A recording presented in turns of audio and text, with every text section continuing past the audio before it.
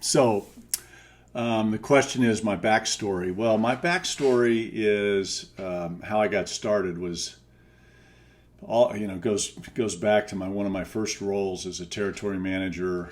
And I remember as a young, just right out of college, having to put on a sales meeting for a bunch of experienced commissioned salespeople that knew 100 times more about how to sell and how to present than I did. In fact, I had very little training at all, and I was very, very nervous, and I was very over prepared, and went into the meeting. There were about 7 guys in there, and they were all 50, 55 years old. They were seasoned salespeople, and that was my first exposure to like public speaking and speaking in front of a group and trying to influence them and educate them about this new product line that we had, and it came across pretty bad. They knew right away how green I was, but I think what helped me the most with understanding that first time was that I had a lot of work to do. I had a lot to learn, and from that, I went on to start a small real estate brokerage firm with a partner in Ahwatukee, Arizona, Phoenix, Arizona, and I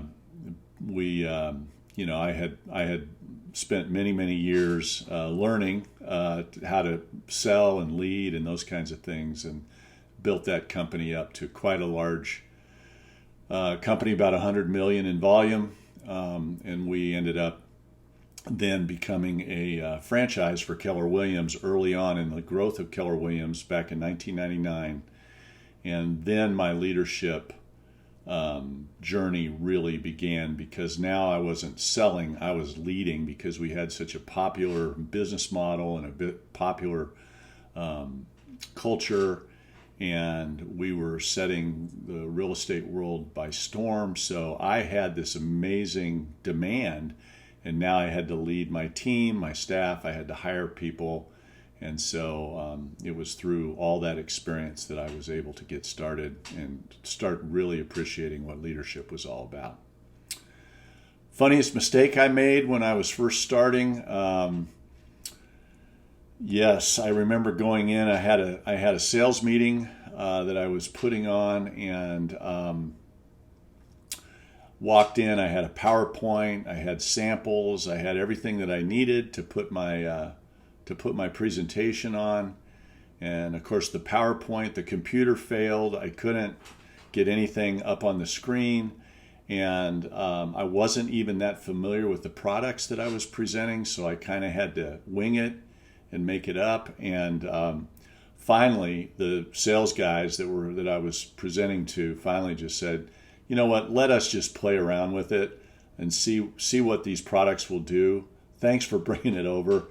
Have a nice day," and sent me on my way.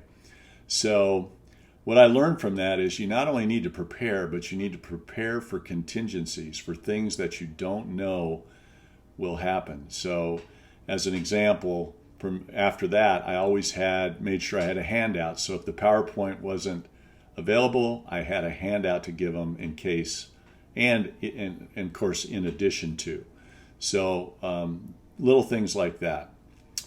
I got a lot of help along the way.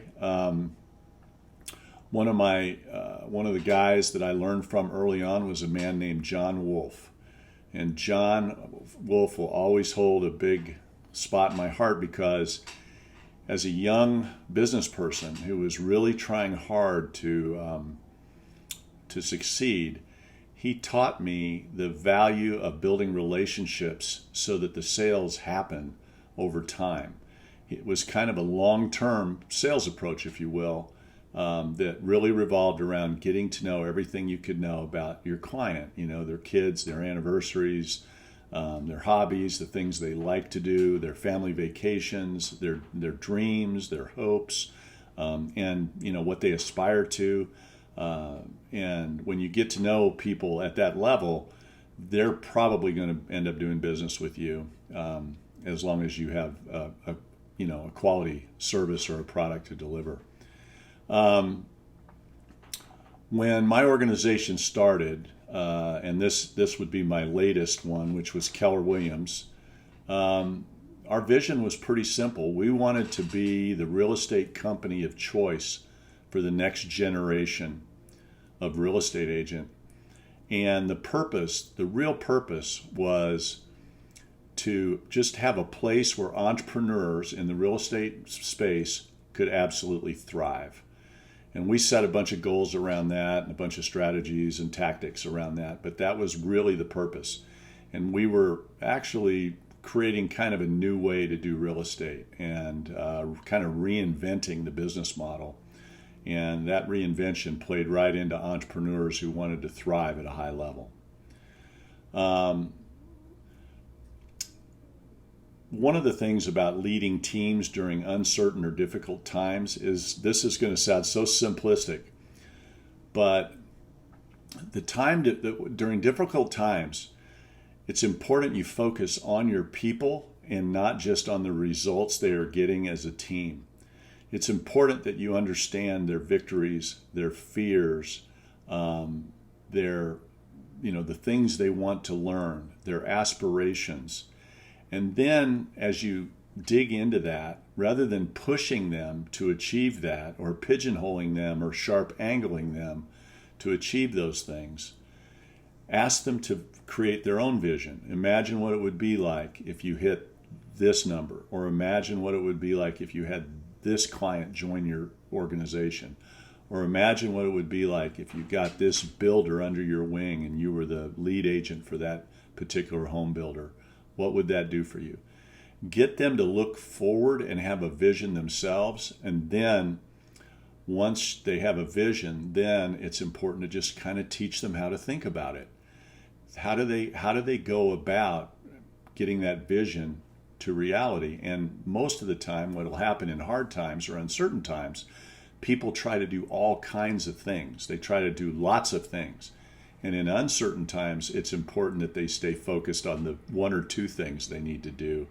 And particularly during rough times, it usually has to do with either acquiring clients or giving a client a world-class experience so that they will never leave you and they will always be forever, humbled to the great service or product that you deliver. There was a time when I felt like giving up, of course, and it came from partnerships. I was not a great communicator. I held things close to the chest. I didn't share very well with what my partners wanted to know, like, what's the plan, Scott? And I had some partners that were frustrated with me, rightfully so. Because I didn't proactively communicate. They were always chasing me down for information. And so I considered myself kind of a failure in leadership and partnerships, and I wanted to quit. The way I got around it was I actually started reading some books on communication and energy, and sought out some coaching, and got a lot of help, and that's what sustained me. I got a lot of help from the reading. I got a lot of help from my coaches, and one thing I learned from my coaches was how to be accountable. So I started being accountable to proactively communicating with my partners, and it helped a ton. And it actually turned everything around for me. The book that I read that actually changed that around for me was a book called The Energy of Money. And The Energy of Money is a methodology that I still use today. And basically, it's a simple kind of a formula. And what I had to do was I had to take a look at myself. This book caused me to take a look at my energy level. Was I being authentic? Was I being real? Or was I just going through the rhetoric? Was I acting like I knew about things, or did I really know about certain things? And so this book helped me with my energy. It helped me with my focus. And, quickly what happened to me was, as I did a lot of trainings. And after I read this book, instead of doing trainings where I just got up and monologued, I would do trainings where I became a lot more interactive with the classroom. And I learned how to effectively engage people in the classroom, and learned how to get people to share their stories. And I learned how to get people to interact with each other in training sessions so that they could actually have, a little bit of learning from their own particular issues or challenges, because what I did was empower the group to help each other in the group. So that all came from this book, The Energy of Money. And, in critical times, the role of the leader, the critical role of the leader is to help people maintain the focus on the most important things.